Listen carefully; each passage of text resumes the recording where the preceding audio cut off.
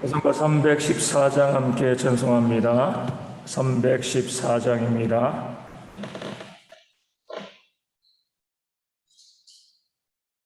찬송가 314장 함께 찬송합니다. 내 구주 예수를 더욱 사랑 엎드려 비는 마 들으소서. 내 진정 소원이 내 구주 예수를 더욱 사랑 더욱 사랑 이전에 세상 나 기뻤어도 지금 내 기쁨은 오직 예수. 다만 내기는 마 내 구주 예수를 더욱 사랑 더욱 사랑 이 세상 떠날 때 찬양하고 숨질 때 가는 이 거릴새. 다만 내기는 마 내 구주 예수를 더욱 사랑 더욱 사랑.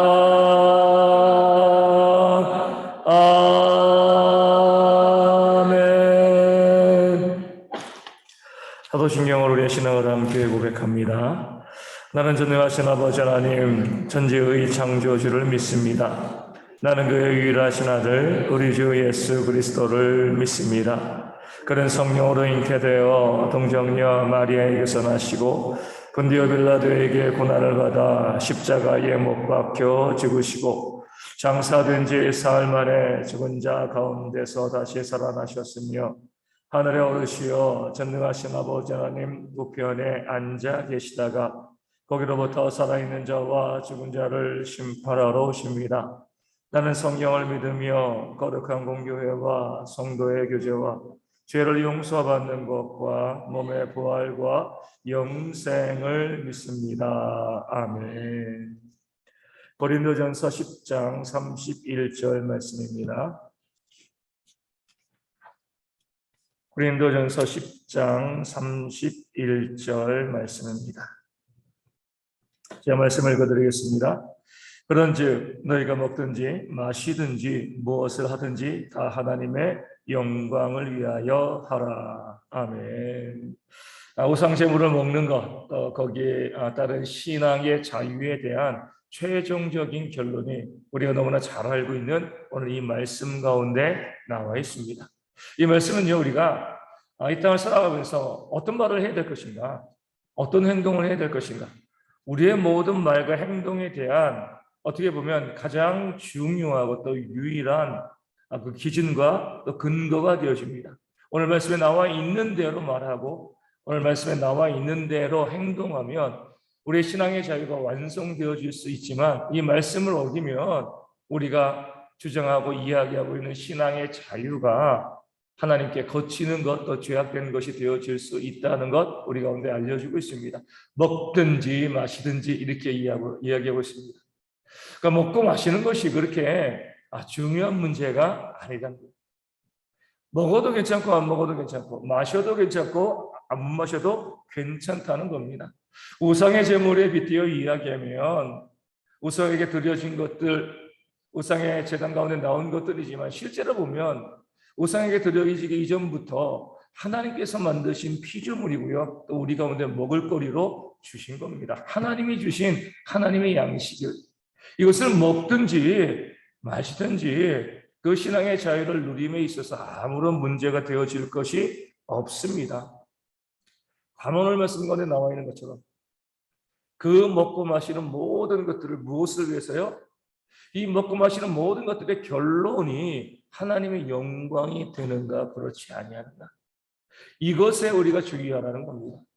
이방인의 집에 초대받아 갔습니다. 이방인이 우상의 제물을 내놓죠. 근데 이방인은요, 그게 이방인의 입장에서는 우상의 제물이 아니라고 했습니다. 우상에게 드려졌다 나오는 것이지만 그들은 그냥 먹을 거리예요. 그런데 우리가 성도들이 같이 가가지고 그 제물을, 그 음식을 보면서 누구는 먹어야 된다, 누구는 먹으면 안 된다, 이것 가지고 믿는 사람들이 믿지 않는 자 앞에서 서로 다투고 싸우면 믿지 않는 자가 보기에 얼마나 괴이하겠습니까? 아니, 왜 저것을 가지고 싸워? 이해하지 못하는 거죠.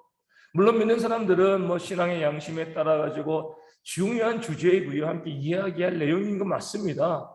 하지만 믿지 않는 자가 그 앞에 있는데 그것 가지고 다투고 싸우고 비난하고 정죄하면 그들이 누구를 무시하고 누구를 멸시하겠습니까? 믿는 자들이 믿는 하나님을 무시하고 멸시하는 거예요. 야, 저들이 믿는 하나님은 그렇게 믿는 자들을 서로 다투고 싸우게 하는 그런 존재에 불과한가 보다, 이렇게 이제 이야기하고 비난하고 정죄하는 거죠. 그렇게 되어지면 하나님의 영광이 가려지는 겁니다.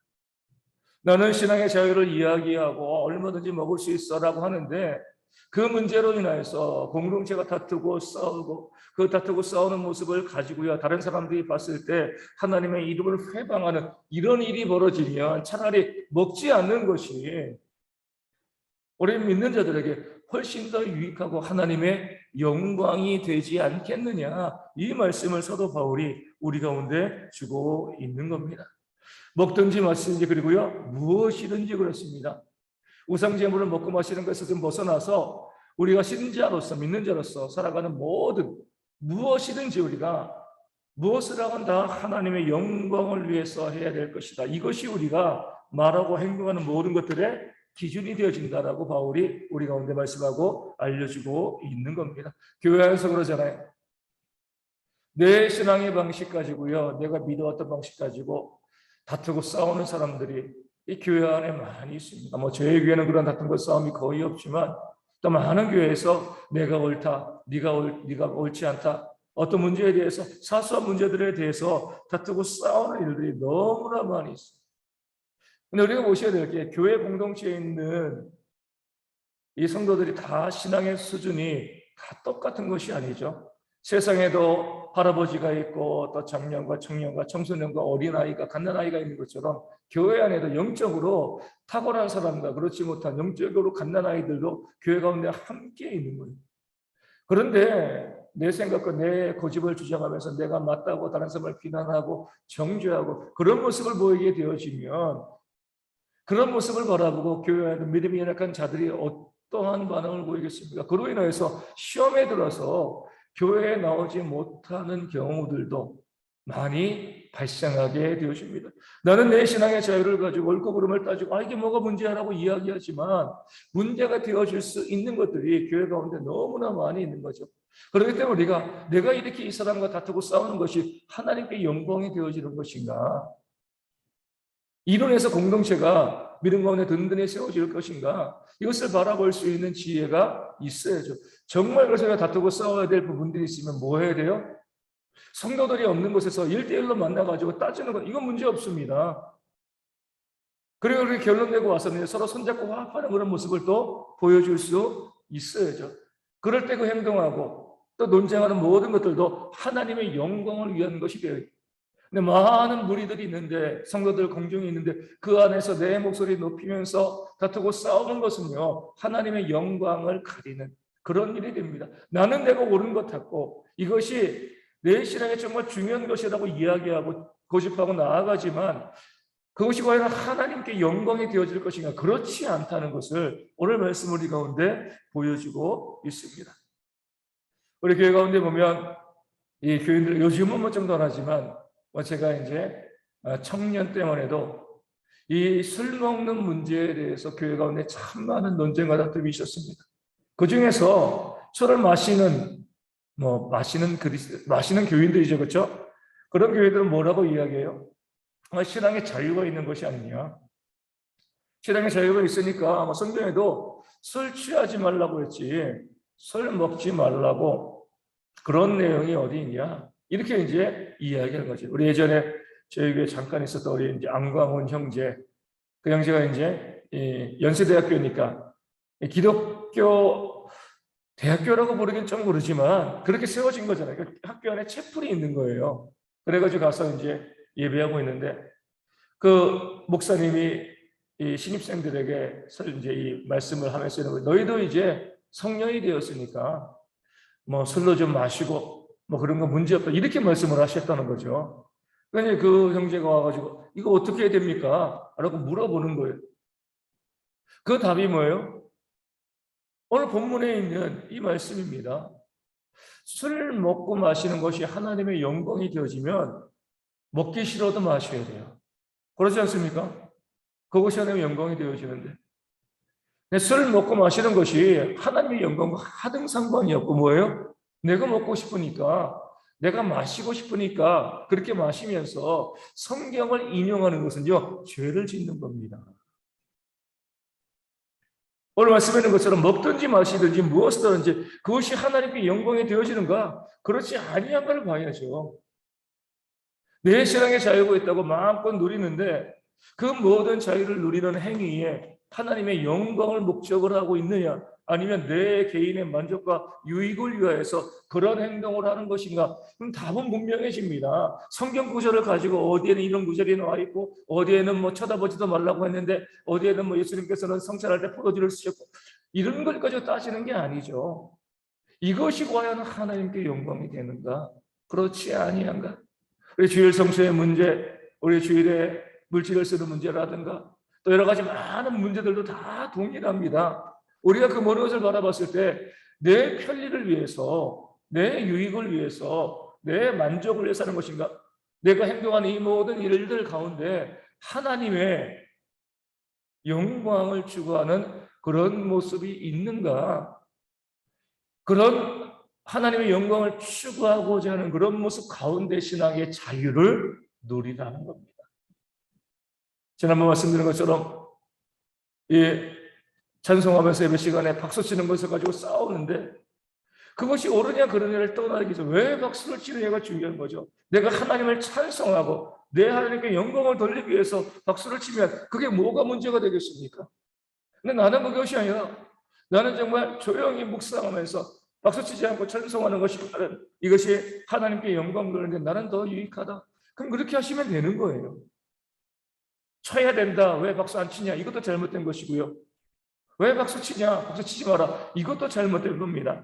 내 신앙의 자유에서 그 목적이 하나님의 영광을 위한 것이라면 어떤 것이라도 신앙 가운데 허용되어질 수 있다. 이것을 사도 바울은 말씀을 통해서 우리 가운데 알려주고 있습니다.